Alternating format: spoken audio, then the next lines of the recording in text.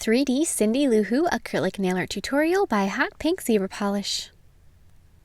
Hi everyone, in today's video I'm going to be doing a Cindy Lou Who design. So a really quick thing, I just want to say a backstory of me. I have extremely long hair. I'm grabbing the wrong side of myself. Extremely long hair. So when I was in, I think it was 2nd grade, I convinced my mother to give me Cindy Lou Who hair for the very first day of school. So I had the whole thing, it stuck straight up from my head with braids coming up and tucking in and the little puffs and the whole 9 yards. I was probably the only person in that school that would ever dream of doing such a thing, and I got lots of weird looks, and it is forever immortalized in a photo that is hung on my Christmas tree. But it was pretty exciting at that moment in my life. So I hope you like this, and also don't forget to check out the Grinch design, which I uploaded yesterday, and there will be a link to that in the description box below, and I will see you in my next video. So the very first thing I'm going to be doing is applying a layer of a light blue acrylic over the top of my nail, just for the background, and for both the Grinch and Cindy Lou Who, I went with blue. There are so many colors that you could have went with for the background of this, for instance, like a red or a green. However, for Cindy Lou Who, she's got those 2 little bows, which would completely blend in on a red background, and for the Grinch, he's green, so obviously he wouldn't look as good as on green background, but you could have done red behind the Grinch and green behind Cindy, and if you'd use the same red behind the Grinch and the same green as the Grinch behind Cindy, then they would have correlated really nicely. I personally always, whenever I'm doing the Grinch, like I did a whole bunch of little paintings when I was working at a nail salon a year ago, and between clients, I would just take a nail tip and I would paint it with something. And so I painted 5 really detailed little Grinch designs, and I always put this really sparkly light blue behind them, and I was thinking about that when I was sculpting these, and I thought it looked so nice, I just thought I'd continue on with that theme. So now as I'm lowling on, I added a shimmery glitter I dipped a bead of clear acrylic into shimmery glitter and applied that from the cuticle going down, and now I just added a little bit of clear, just straight clear acrylic at the tip just to fill in the area that didn't have any of the glitter on it, and add a little bit more of the clear at the cuticle just to cover the glitter and make sure that it's nice and protected from the file, which I am now using. And that is a 180 grit file, and I'm going to be smoothing out everything that is hinky going on there, and it wasn't too bad.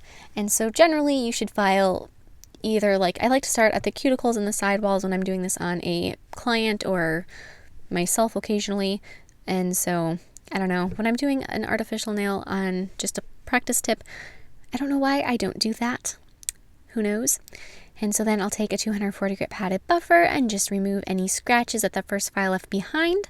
And so now I'm going to start sculpting my Cindy Lou Who. So I will begin with a bead of white acrylic, and I'm just going to start sculpting out the shape of her face. Currently, I'm not thinking about any of the dimensional aspects of this, so I'm not going to necessarily make like her cheeks bigger or anything, or thicker, I guess. Then this is just a pancake. It's just nice and a flat, smooth shape. But then I'm also going to add her neck, so I'm going to add that below. And I really like to try to keep a nice defining line between her jawline and necks, no matter who I'm sculpting. And so I always like to do that in 2 separate beads. If otherwise, you could sculpt all of that in 1 bead and then just take like the tip of your brush and carve out a little line to make sure that you can tell the difference between chins and necks. So now I'm going to add some yellow for her hair, and I'm going to start, and right on either side of her face, I'm just going to a little tuft of hair that's kind of sticking out, and make sure that I stick those in there, just like that. So 1 on each side. Those are like the back section of her hair. We'll add the rest of it in a moment, but for the beginning part, that's all I'm gonna add, just like that. And then I'm going to be switching to red acrylic, and I will be adding those 2 little bows that I mentioned previously. So I'm going to take 1 bead for each half of the bow. So I'm going to add that down and pull it into a point towards her head. And then I'm going to take another bead, same size or close as I can get it to the same size, and repeat the process. So place it down and then pull it towards her head, making it into a little triangle. And this is very similar to how I would sculpt a heart. However, the very tops of those sections are more of a square than whereas a heart would be nice and round. So just keep that in mind. So I'll repeat that for the other bow. That's just on the other side of her, like that. Cute little Cindy Lou Who, who's no more than 2. Like I said before, I absolutely love this movie. I was setting up my Christmas decorations last weekend, and one of the stuffed Grinches that we have, like I said, there's Grinch stuff everywhere in my house. One of the stuffed Grinches has a little tiny How the Grinch Stole Christmas book he has with him. And so I sat and I read this teeny tiny book. It's the whole thing. And I just read that not very long ago. So it's all very fresh in my mind at the moment. And so after you have all of that red and the white or the yellow on there, you're going to cover the white with some cover pink. And with cover pinks, there are so many shades and so many varieties and so many opacities that yours may not need to have that white layer underneath it, or it might. And depending on how opaque yours is, if it is really translucent, you might possibly want to make it a little thicker or something, just to make sure she does look like she's not ghostly white, because that's not really what you want either. But you want to just make sure that you add a nice fleshy hue to her. And now I'm going to be adding the rest of her hair. So the reason, if you're curious why I did say the red before the cover pink and those little bits of yellow before it, is because it could possibly cover up those little bits. And so if you were to add the yellow afterwards, and especially the one that's on the opposite side of her face than the rest of her hair, and you got a little bit of that on her skin, it might be harder to get off unless you were to file it. But if you add it before and the cover pink gets a little bit on top of that, that's easier to deal with than the other way around. Same with the red bows, if that makes any sense at all. And plus, now once you add her hair on top of it, it is covering that little juncture, but it's still an easy way to do it, I think. Layering and the order to which to layer the colors of acrylic, I think, is extremely important. And just recently somebody asked me in a comment, and now that I'm thinking about it, I don't think I responded. I'll respond to it now. Hopefully you see it.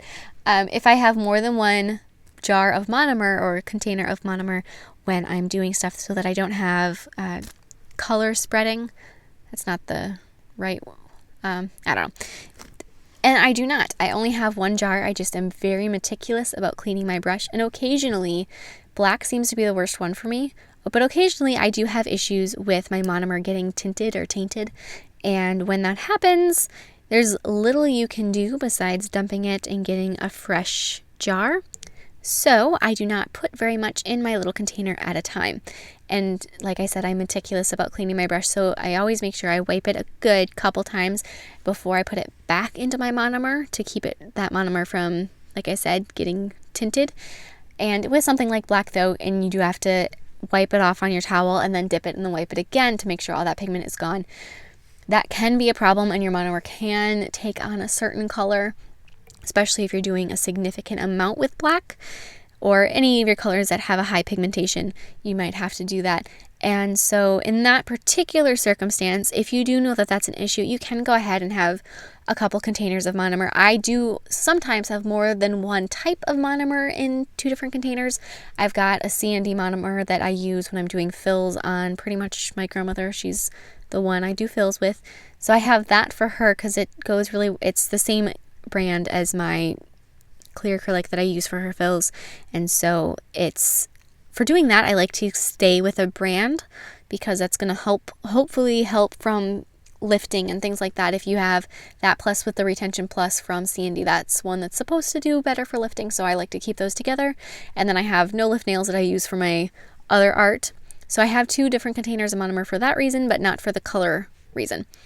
And so yeah, as I'm missing all of this stuff that I'm doing, you added her dress with pink, and now with black paint, I'm going to go through and add all sorts of details on her. And I also added her nose with a little bit more of that cover pink acrylic. So then, like I said, I'm going to be adding details with black, so I outline quite a bit of stuff. Since this is an older cartoon, there's a lot of outlines in it if you are to look at a photo, which I really kind of enjoy.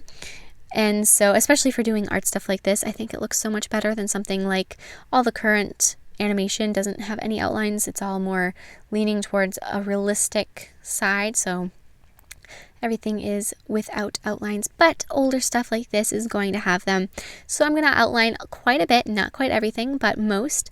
And I added, I don't know what to call those things, the antennas on top of her head. I don't think that's what they are, but they're Seussical. All those little stuff like that, all the extra unknown additives.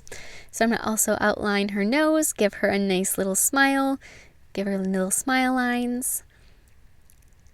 And like I said, I'm adding quite a few outlines here.